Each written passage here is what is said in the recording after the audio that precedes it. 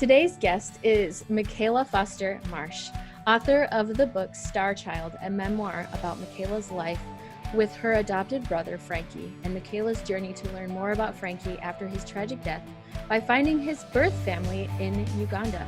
Michaela is an acclaimed musician with 3 albums to her credit, and the founder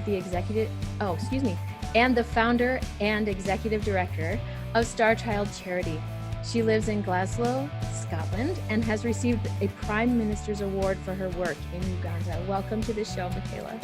Thank you. Thanks so much for having me on. I'm excited to talk to you about your experience with your adopted brother, Frankie, and how it inspired you to go to Uganda to find his birth parents. So let's go back to the beginning and where it started. What inspired your parents to adopt Frankie? Well, it was 1966 at the time, and they had put on the adoption certificate the forms that they would like a hard-to-place child, meaning a child that perhaps had a disability or was a bit older, because at that time everybody wanted brand new babies. A lot of the older children were being left behind, and also, as you can imagine, children with disabilities, it wasn't every family that would want to take that on. So they had said that they were happy to take a hard-to-place child, and at that time there was a little black boy who came into the home, and by that point Frankie was now 13 months old, and he had become hard to place, and obviously being black in the 60s in Glasgow, transracial adoption was literally unheard of. So, but my parents said they really didn't care what colour Frankie was as long as they felt there was a bond there. So they went to see Frankie at one of the children's homes in Kilmarnock, which is just outside of Glasgow, and I think it was love at first sight. But the adoption agency were really concerned that Frankie and I were identical in age. There was only 4 weeks between us. And so they thought there could be a lot of territorial issues having 2 young, babies really. Him coming into my territory could be a problem. So he came originally as a foster child.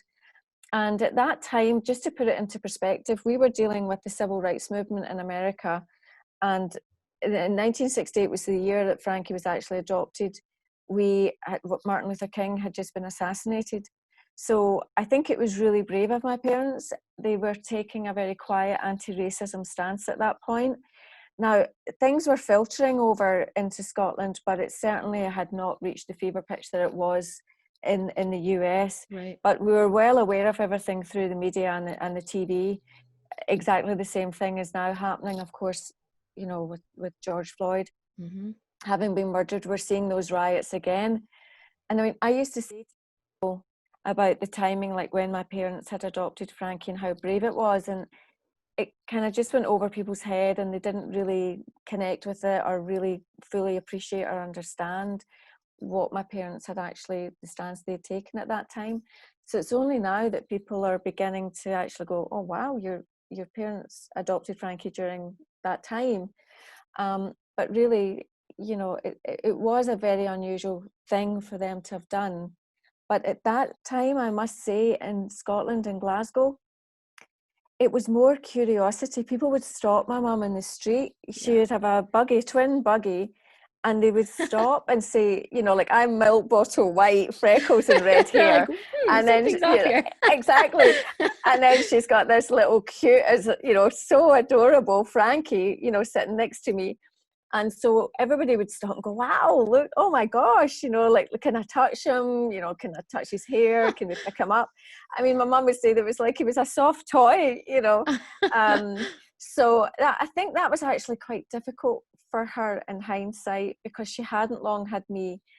And then, every new mother wants their child to be adored and everything. And, so I'm not looking for the sympathy vote, at all. But it was like, I think for my mum, she felt, oh, what's wrong with my child? And I think that was overlooked by the adoption agents. I don't think they realised how much attention a black child would cause to the family at that particular point in time, because nobody had ever really seen it. Yeah. And they were curious, and of course they thought that maybe Dad had gone out on some mission to Africa or something, and it was so not the case. It was the case that Frankie had actually been left in Scotland by Ugandan students. So in 1962, when Uganda got independence, it sent its really bright students to get an education in the UK. And Frankie's mum had been one of those students, and she was in Belfast studying, came over to Scotland to have the child in secrecy, and gave birth to Frankie in Scotland, and then had to from what I understand, reluctantly give Frankie up for adoption and return to her studies in Belfast. And so, I mean, I think it must have been all written in the stars before, for Frankie to have come to our family. And, he was just, for me, we were twins in every sense of the word. We were twins, albeit that we were different in colour. We were extremely close. Yeah. As close as I think any biological twin could possibly be. And we told our teachers we were twins when we walked into the class, and it stuck. That's awesome. I really, I went in and just said, we're twins, and everybody laughed, and they were like, "Are you sure about that?" And I was like, "Absolutely, we're twins." And so we did that all through high school, and even when we were in bars and clubs when we were older, people would think we were dating, and we would be like, "No, we're twins." So it would really confuse That's awesome. people.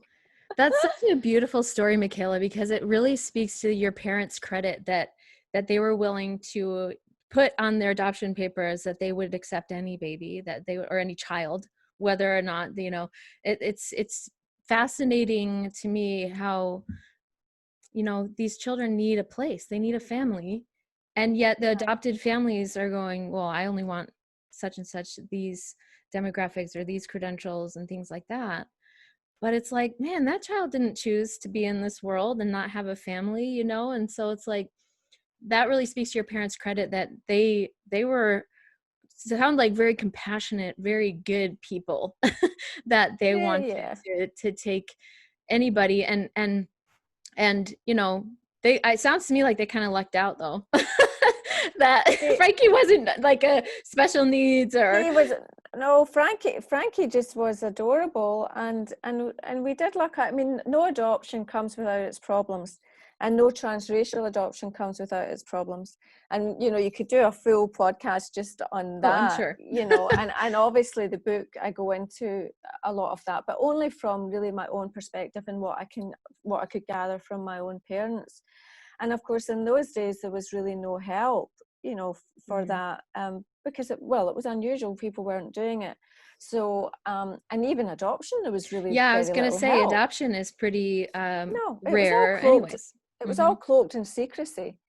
And I mean, well, that really takes me to why I think I ended up in Uganda in the end, because Frankie was kind of almost oddly incurious about his parenting, who his biological family were.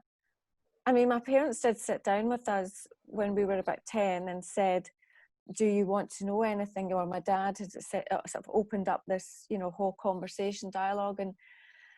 And my dad had been adopted himself, and he didn't know who his father was. And so, I think my dad was very open to all of that. I think he did want to adopt, much more than my mum. I think my mum was kind of talked into it, to be honest. But I mean, she didn't need much talking into. I mean, she did definitely fall in love with Frankie, but there was definite issues and problems along the way. It wasn't easy. But when we sat down with Frankie, or my parents, we sat down and talked to him, he didn't want to know. I don't want to know them. They didn't want to know me. I'm Scottish, very defensive about being Scottish. And, I think that perhaps at that stage in Frankie's life, he couldn't identify with an African culture. He couldn't identify with his colour. As far as he was concerned, he was white. He grew up in a white family. There weren't very many other black children around in Scotland at that particular point. In his school, he was the only black child. So I think he might have felt that, he was about 10. I think he might have felt that he was going to be sent to Africa or something. Oh, wow. You can imagine how scary that would be for a child, to think, oh, you're my family, but I'm suddenly going to get maybe put over to Uganda, into a foreign country that I don't understand. And I mean, the news at that time wasn't brilliant if you watched anything, and our culture was so different from on the TV. So I think he was scared, and also scared of maybe losing the family and losing our parents' love. So it wasn't until he got older that he became a bit more curious about all of that. But you see, my curiosity from a child, you know, from the day, there was one really telling moment. We were in the bathtub. We used to get washed in the bathtub together. And Frankie said to my mum, if I scrub really hard, will I become white like Michaela? I mean, it's such a telling statement. And until that point, we were 5 years old. And until that point, I don't think I really realized that Frankie was a different color. Yeah. I don't think children aren't born racist and they don't see color that way. Frankie was he's my first memory. And I just remember Frankie's my brother, he's black. Yeah. Then as I got older, I was obviously processing, oh yeah, you know, I'm white, you're black, mum's white. And, you know, my mum was really quick about trying to explain to Frankie about, you know, the melanin in the skin, and he came from Africa and his biological family, and made it sound really like a fairy tale almost. And I became so curious about his family and who this woman was, you know, who these black people were, because I mean, I just love Frankie's color, you know. Yeah. So I was then thinking, oh, they're part of my family too, because Frankie's my twin. Yeah. So his family are my family. But where are his family? They're in Africa. But yet my brother doesn't want to know anything about them, but I want to know lots about them. I want to know all about his family. That's so cool. Yeah, so that was a paradox of it, was that I was like, oh, I wonder what Africa's like. I want, you know, because my brother comes from there. Yeah, Frankie was going, I'm Scottish.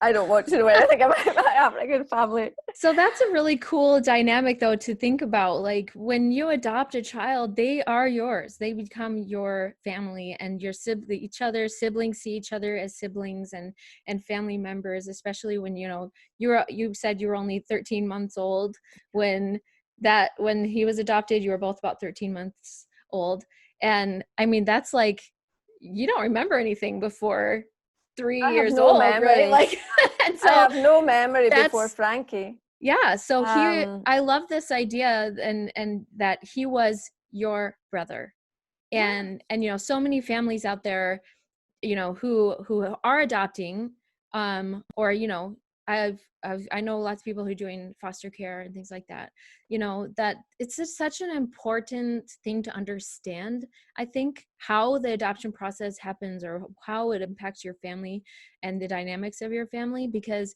I think that it's something that more people should advocate for, right? Like, we should be willing and able or wanting to, you know, give children good homes, and recognizing that when we bring these children into our homes, they become family.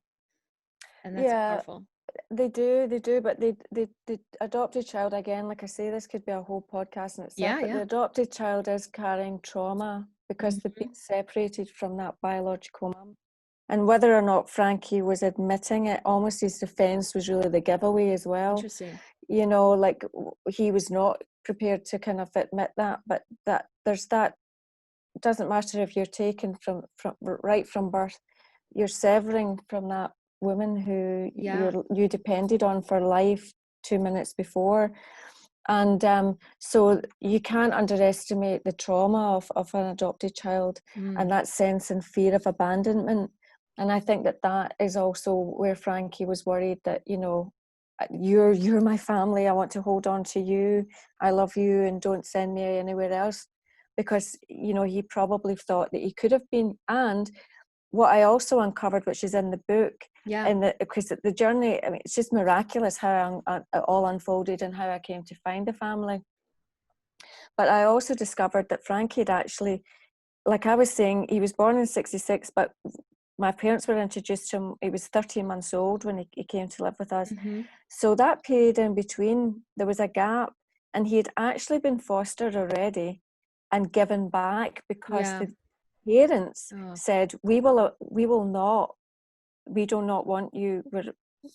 Like the grandparents say, their parents had said, if you adopt this black child, we'll disown you. Wow. So that's, racism was there. And don't get me wrong, there was racism in Scotland, it's everywhere. Yeah. But we were lucky until he got a bit older and into that. But he suffered from that racism there because that family had to give Frankie back because their parents said, we don't think this is right. You can't adopt that child. If you adopt that child, you know, we'll give you up, you know. So Wow. Frankie was given back into the system. Yeah. So, and that was all hidden. It was all covered up because then the adoption agency, it was more, I think, to protect Frankie and also to protect potential parents in case they thought he was a bad child. And I think that adopted children sometimes do feel they're being a bad child. What did I do wrong? You know, and that's in their psyche anyway. Yeah. You know, I must have done something wrong because my mom gave me up. So, you know, if you compound that in Frankie's situation where he had already been out on a foster and then given back, you know, at least that's what I believe from the paperwork has happened. I don't have 100% proof, but from that and the conversation that I had with my mum when she was dying, we believed that was covered up. So he had already been through enormous trauma by the time we got Frankie. But despite that, he was just so, you know, charismatic, bubbly. He just didn't have a chip on his shoulder. He didn't carry that pity. You know, being adopted and being Black in a white society like he was, it was a white family. You could have a big chip on your shoulder. Frankie didn't. He had a great sense of humor. He just looked at people as if they were going to see past his color.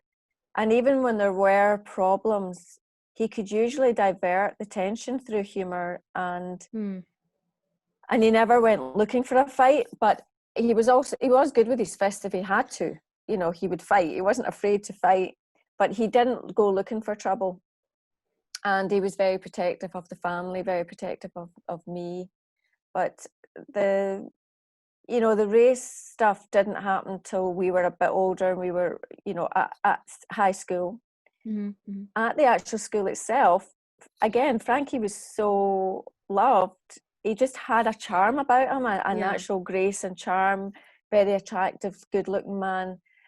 But when you took him outside the school environment, we were starting to go to nightclubs, discos, pubs, things like that. You know, maybe the youth fellowships, things like that. It started. And then a couple of times he got arrested for crimes that he didn't commit. And the police would come to the school and he would be really embarrassed. And I mean, I remember one time I kind of ran out of class and went over to we had these red phone booths at that time. And I phoned my dad and said, Frankie's been taken away. And I honestly think that if my dad was not wearing a dog collar, you know, a clerical collar, and was white, we would have had a much harder time getting Frankie out of there. And when my dad questioned them about it, the police would just say, well, they all look to us. Say that part again. They all look the same to us. Rude. It is. Wow. They just think that Black people all look the same. So to say that we did suffer racism, there was, you know, a party we were at one night where a knife got wielded in front of us and he was called a black bee and all the rest of it.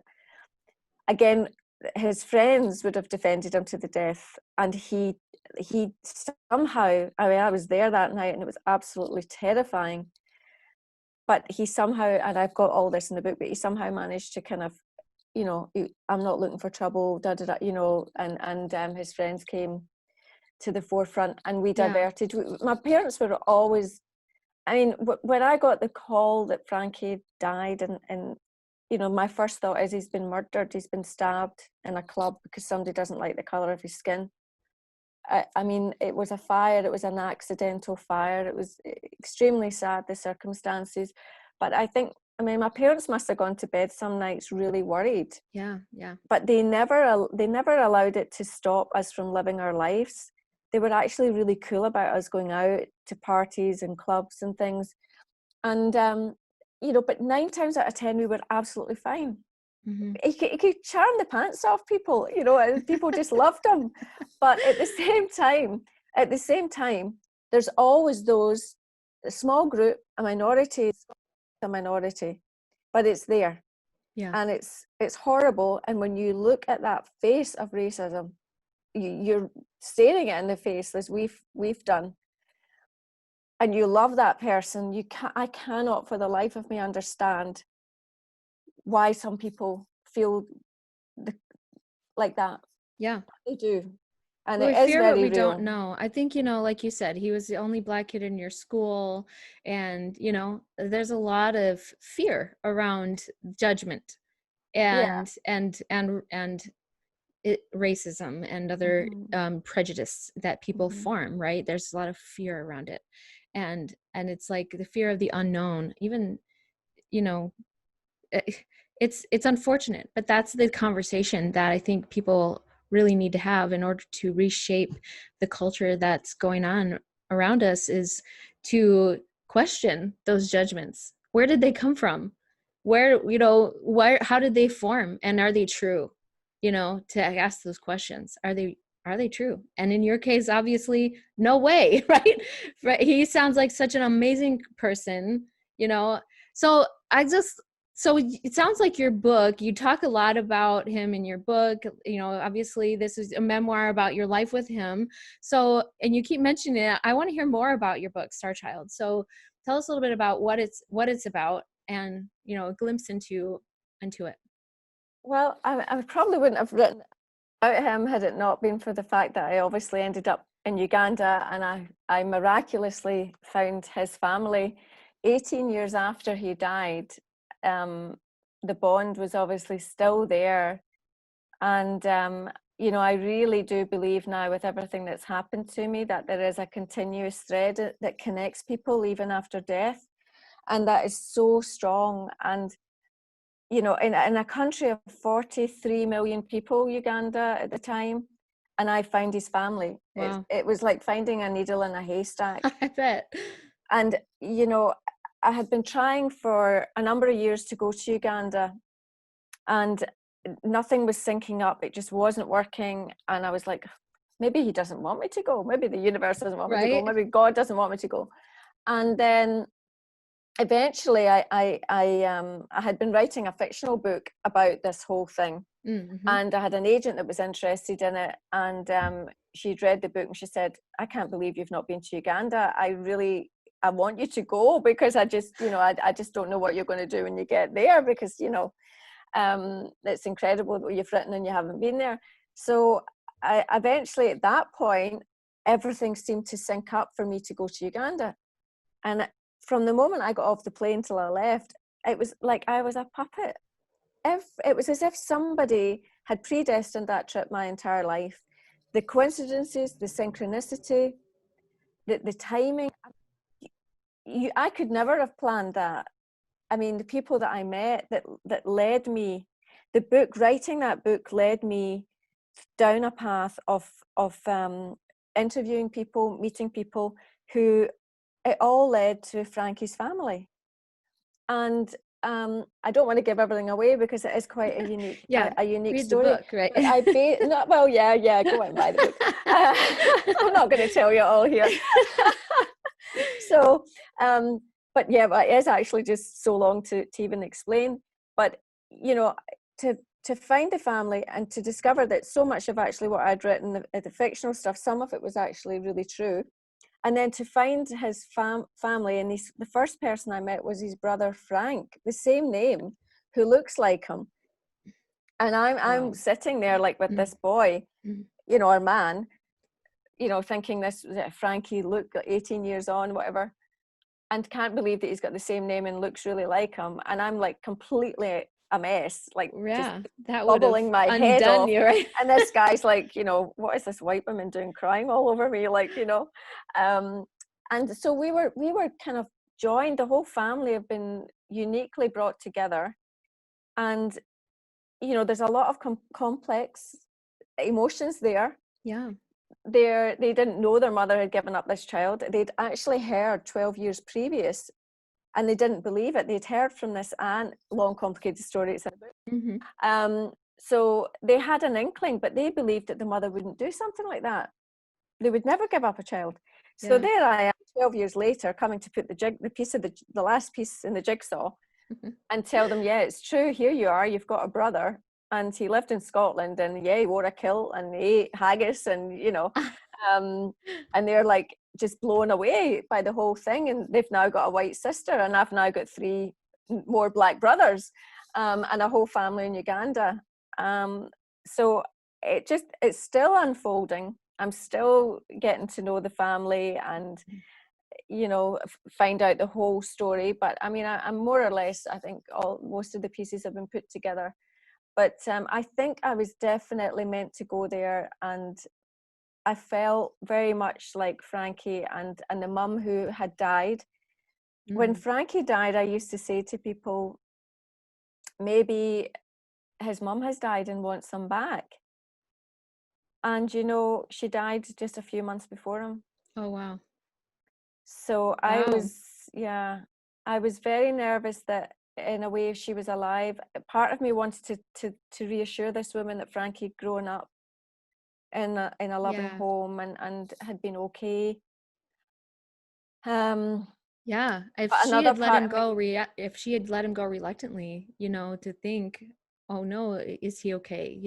That's always going to yeah. be in the back of a mother's mind. But and I was opening up Pandora's box, and I really, I don't think I ever expected that I really would find them. I don't think I mean, the chances of me finding them were so remote that, I mean, I was thinking I'm going for research for the book, and if I can uncover a little bit of anything, really, I mean, I knew I wanted to meet them. That had been right from day one, when going back to that bathtub moment where I'm like, oh, well, what's Frankie's mom like? Well, what's Africa? I had such an interest in it from such a young age, but I don't think I ever really thought I was going to. And then when the moment presented itself where I thought, oh my gosh, then it's like, what do you do? Do you open Pandora's box and tell these people, or do you just keep it shut? And I walk away back home to Scotland, and that's it. So They in needed that. Uganda, Sounds like they needed that connection just as much as you did, in a way, like without really realizing it or knowing it. And the way that the universe pulled it together for you, like it did. it's a beautiful story. It is, and I really think that now, on reflection of everything that's happened to me in my life, we're so caught up in trying to control the timing of everything. And really, sometimes it's about letting go and letting God. Yeah. And I could never have predicted any of this when my parents brought Frankie home, way back then. This has been a lifetime's journey to get to this point. And 18 years after his death, I'd wanted to go to Uganda for such a long time. But the timing had to be right. The right people had to be there. Everything had to sync up. And now when I think about the timing of the book, I could never have predicted what was going to happen in the world. Yeah. And now people are looking at me like, I know so much about racism and could talk about this and talk. And I'm thinking, I didn't write the book thinking any of this was going to happen when I wrote the book, because I wrote the book years ago. And as most people that write know, it takes at least about 2 years for the publisher to even publish it once you've written it, like 5 years ago. So there is no way I could have known what was going to happen. If my story can put some positivity out there, can give people some hope, can make people understand that 2 children like us can grow up completely and utterly loving each other, and that love can transcend borders, time, and even really life itself, then if the book can do that, that's brilliant. Well, I'm sorry, on you go. No, it's fine. Well, one of the things I wanted to say that I love so much about your story and your experience, your relationship with Frankie, is how, and then going to meet his family, is how that, he believed he was Scottish in his, and he was, by all intents and purposes, he was Scottish. And it's fascinating to me how race is a social construct, it's not, it has nothing to do with with color or anything. It's literally just what you're socialized into, and social conditioning. Exactly. Exactly. And so it's like, it's a beautiful reminder that if you are racist, okay, I'm going to put this out there, that's a social construct, okay? And it's you've been conditioned to believe that because if this person has lived some certain place or has a certain color, that there's any difference. And we want to honor differences that do exist, honor cultural differences and heritage and all these things that are really beautiful, and we love them. But to recognize, look, Frankie was Scottish, and that has nothing to do with color. Yeah, I it don't has know how everything to do with he. your social construct. It's totally. I don't even know how he would do in Uganda. What he would have thought. You know, Mm-hmm. I mean, it was totally alien to me, and it would have been just as alien to Frankie, even though he was black. You Mm-hmm. know, stepping off that plane in Uganda, he would have probably just felt as out of his depth as I did, because it is another world. It's a Exactly. fascinating world, and I love it. I love Uganda, but I mean, it's I mean, you'll see that conflict, I guess. I have a Yeah. kind of love-hate relationship with it, because it's so different for Mm-hmm. me. And as a white woman trying to navigate there, and some of the difficulties and the corruption and things that you know I've had to kind of navigate my way through, I've found it really challenging. But you know, I love the family. I love the fact that, you know, I've got these brothers out there, even though we don't really know that much about each other. That's what's really nice about it, you know. But they accept me as their sister, and they Yeah, call me that's their awesome. sister. And you know, I get a nice warm feeling about it. You know, it's like, oh, I've got these brothers in Uganda. But at the same time, we really don't. We live completely different lives. They've Yeah, never set foot outside of Uganda. Um, so that's I so just keep. cool. I Mm-hmm. keep asking Frankie. I feel like he's with me all the time when I'm, Yeah. well, all the time anyway, but when I'm in Uganda, and he makes it really obvious, and those things are also in the book, how Frankie communicates from the other side to me. I really believe in all of that, Mm-hmm. because I've experienced so much of it.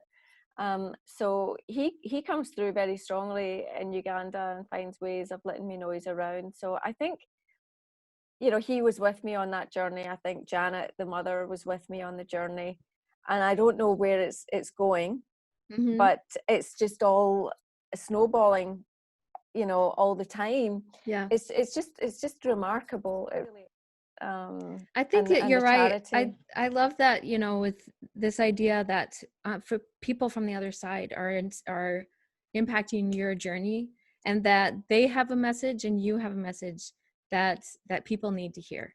And so that's Yeah. why it's so beautiful that you've written this book, Starchild. You've written, you know, you're here talking on podcasts and sharing your story. And I just want to thank you, Michaela, and acknowledge you that this is a beautiful story. It's beautiful to know about your relationship with your brother, and that you are living his legacy to share that. And that's a powerful message. And it's something that, you know, when people go, I want to live this legacy, or I want to, you know, share this message, you're doing it, and you're doing it the right way, you know, by sharing his story and sharing your experiences.